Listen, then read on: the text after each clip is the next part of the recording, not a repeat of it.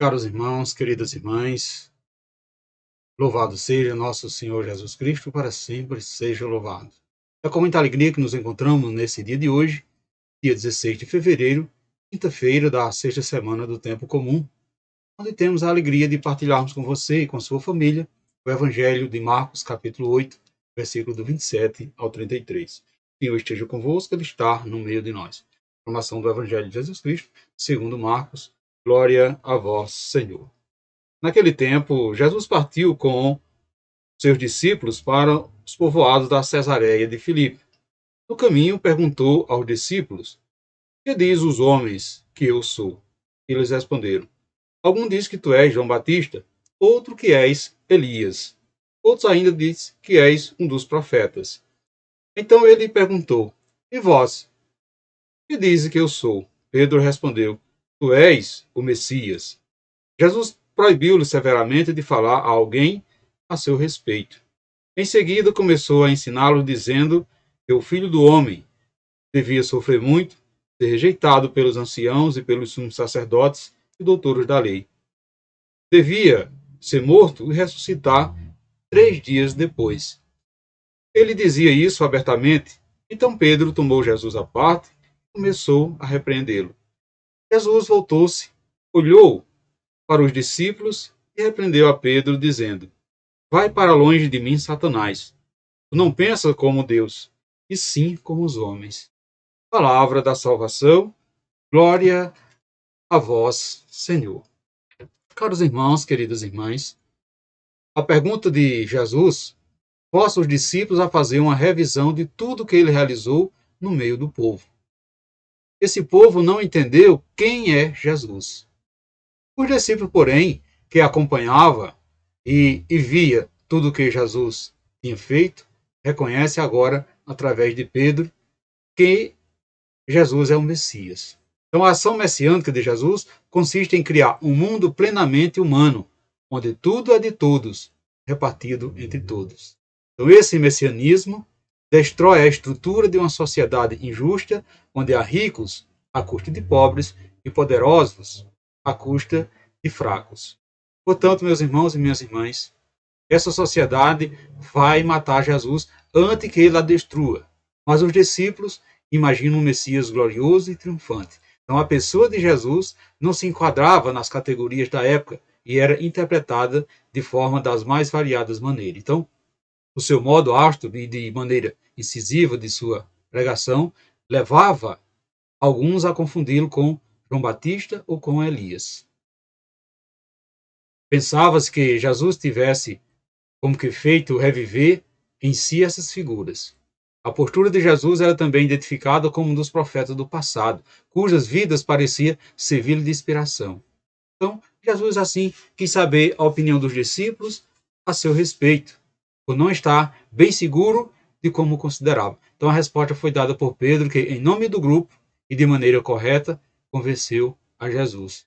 Ele é de fato o Messias. Entretanto, o mestre sentiu-se na obrigação de oferecer aos discípulos pista para a sua correta compreensão de sua condição messiânica. Portanto, meus irmãos e minhas irmãs, neste episódio, ou seja, neste evangelho de hoje, Pedro expressa a liberdade de sentimentos que existe no coração de todo ser humano. Primeiramente, ele, inspirado pelo Espírito, proclamou que Jesus era o Messias. Mas logo que foi tocado na sua fraqueza, ou seja, ele foi tocado na fraqueza humana, quando Jesus lhe falou de sofrimento, quando Jesus lhe falou de dificuldades, ele teve uma reação rebelde de quem está contra o pensamento de Deus. Há momentos na nossa vida, meus irmãos e minhas irmãs, em que nós também percebemos claramente o pensamento de Deus. Entendemos as coisas que ele nos segrega aos ouvidos.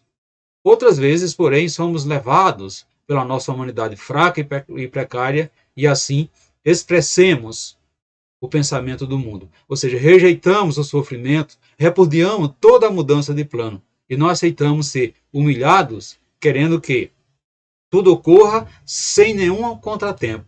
Precisamos estar atentos e atentas com o que os nossos lábios pronunciam e perceber a fonte que gera os nossos pensamentos, as nossas palavras e nossas ações. Somos anjos, ou seja, somos mensageiros de Deus, ou Satanás, ou seja, adversários e acusador. Na medida em que escutamos o Espírito Santo ou as falsas sugestões da nossa humanidade. Somos assim, da nossa boca sai bênção ou maldição. Não aceitamos ser humilhados e o nosso orgulho logo se exaspera quando alguém nos acena com essa perspectiva.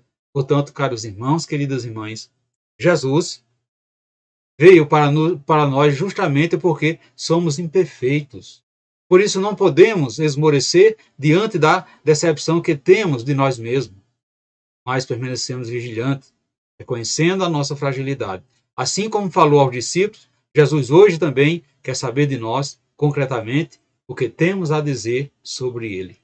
Quem é Jesus para nós? Quem é Jesus para você?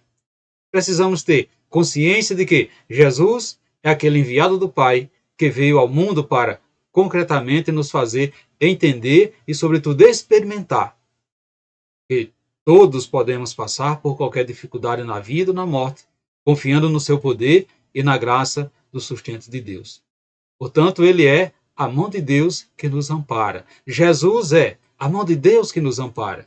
Por isso não precisamos nos inquietar nem nos angustiar diante dos desafios. Portanto, meus irmãos e minhas irmãs, devemos nos questionar nesse dia de hoje, onde devemos nos perguntar concretamente: quem é Jesus para você? Você costuma pensar antes de falar e de agir ou segue o impulso do seu coração? Algumas vezes, meus irmãos e minhas irmãs, você percebeu também que o Senhor não ficou nada satisfeito com o que você disse? Você admite que passar por sofrimento e dificuldade é fato comum na nossa missão?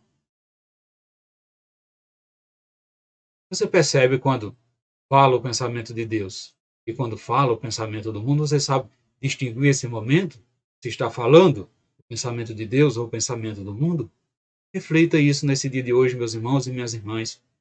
E peçamos ao Pai que Ele possa nos revelar a verdadeira identidade de Jesus, servo fiel, cuja vida esteve totalmente entregue em suas mãos. Peçamos ao Pai que nos dê a graça de, como Ele, de como Jesus, ser fiel ao Pai. Louvado seja o nosso Senhor Jesus Cristo, para sempre seja louvado. Desejo a você, meu irmão e minha irmã, desejo a toda a sua família, uma quinta-feira cheia da bênção de Deus, e que desça sobre todos nós, sobre você e sobre sua família, a bênção desse Deus que é todo-poderoso, Ele que é Pai, Filho e Espírito Santo. Amém. Fiquemos e permanecemos nessa paz que vem de Cristo, que é o nosso Salvador, agora e sempre. Amém.